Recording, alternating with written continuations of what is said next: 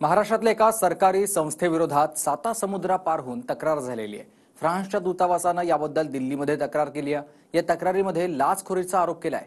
याबद्दल संबंधित संस्थेनं काय म्हटलंय आणि दिल्लीतल्या गारहाण्यानंतर महाराष्ट्रात काय राजकीय पडसाद उमटलेत पाहूयात। मंत्री धनंजय मुंडेंवर सत्ताधारी नेत्यांकडूनच गंभीर आरोप होत असताना आता MMRDAच्या अधिकाऱ्यांवर थेट एका फ्रेंच कंपनीनंच लाच मागितल्याचा आरोप केलाय।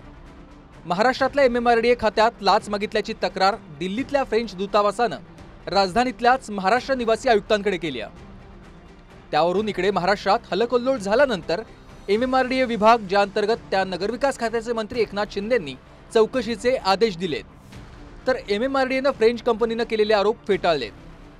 बघा, आता फ्रेंच कंपनीचा विषय आज आलाय तो त्यांनी आरोपच केले थेट MMRDAवर। हा जो आरोप होतोय ना त्याची तर माझी मागणी आता तुमची ती ED CBI वगैरे आहे ना, ते काय करतात मला कळत नाही। ते फक्त विरोधकांकडे लक्ष असतं का त्यांचं?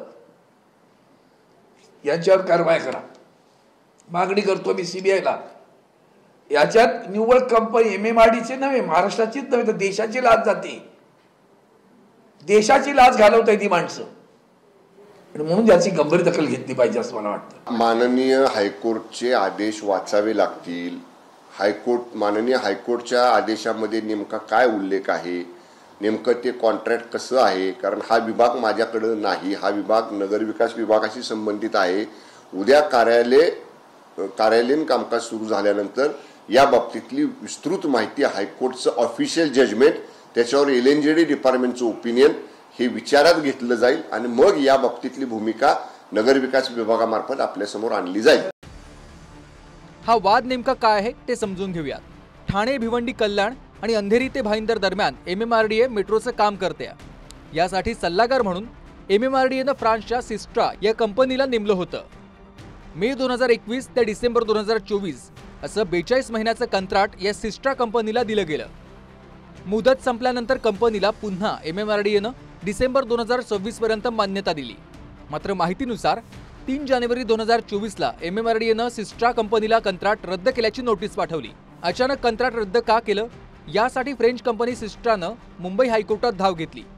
मीडिया रिपोर्टनुसार कंत्राट रद्द का केलं यावर MMRDAनं कोणतंही कारण सांगितलं नाही। त्यामुळे कोर्टानं MMRDAला धक्का देत कंत्राट रद्द केल्याची नोटीसच रद्द ठरवली। फ्रेंच कंपनी सिस्ट्रानं आरोप केलाय की MMRDAचे काही अधिकारी मुद्दाहून बिल थकवतात, बिल मंजुरीसाठी लाच मागून दबाव आणला जातो। MMRDAनं हे आरोप फेटाळले आहेत। विशेष म्हणजे याबद्दल मुख्यमंत्री फडणवीसांना मी खुल्या आणि निष्पक्ष चौकशीची मागणी करतो अशी विनंती ट्विटद्वारे आदित्य ठाकरेंनी केली आहे। या ट्विटरच्या प्रश्नावर त्यांचे सर्वांशी चांगले संबंध आहेत, त्यांना चौकशी करायला लावा, दोषी ठरल्यास शिक्षा आम्हाला मान्य असेल असं उत्तर संजय शिरसाटांनी दिलं आहे। चौकशी करा, असे काही घोटाळे येत असेल तर त्याची निश्चित चौकशी करा। तुमच्या सर्वांशी चांगले संबंध आहेत, त्यांना चौकशी करायला लावा आणि जर उघड झालं तर जी शिक्षा होईल ती शिक्षा आम्हाला मान्य आहे। नाही होऊ द्या, चौकशी जे काय असेल सत्य तुम्हाला समोर येईल, म्हणून आम्ही कोणत्याही चौकशीच्या समोर जायला तयार आहोत। कोणत्याही चौकशीच्या आड येणार नाही, जे काही होईल निर्णय तर तो आमच्यासाठी बांधलेला आहे। याबद्दल आपण मुख्य सचिव सुजाता सैनिक यांच्याशी बोलू। पारदर्शक कारभारासाठी आम्ही कोणत्याही किमतीवर तडजोड करणार नाही अशी प्रतिक्रिया मुख्यमंत्री फडणवीसांनी दिली आहे। महाराष्ट्रातल्या सर्व प्रमुख नेत्यांनी, राजकारण्यांनी आणि समाज धोरणांनी या विषयावरती एकत्र येणं गरजेचं आहे। मी लवकरच राळेगणला जाऊन अण्णा हजारेंना उठवणार आहे। मला त्यांना उठवायचं आहे की आता बस झाला अण्णा, उठा, आता तुमची गरज आहे या राज्याला, महाराष्ट्राला, उठा आणि फक्त बोला, बाकी आम्ही बघू। Bureau report, TV9 Marathi.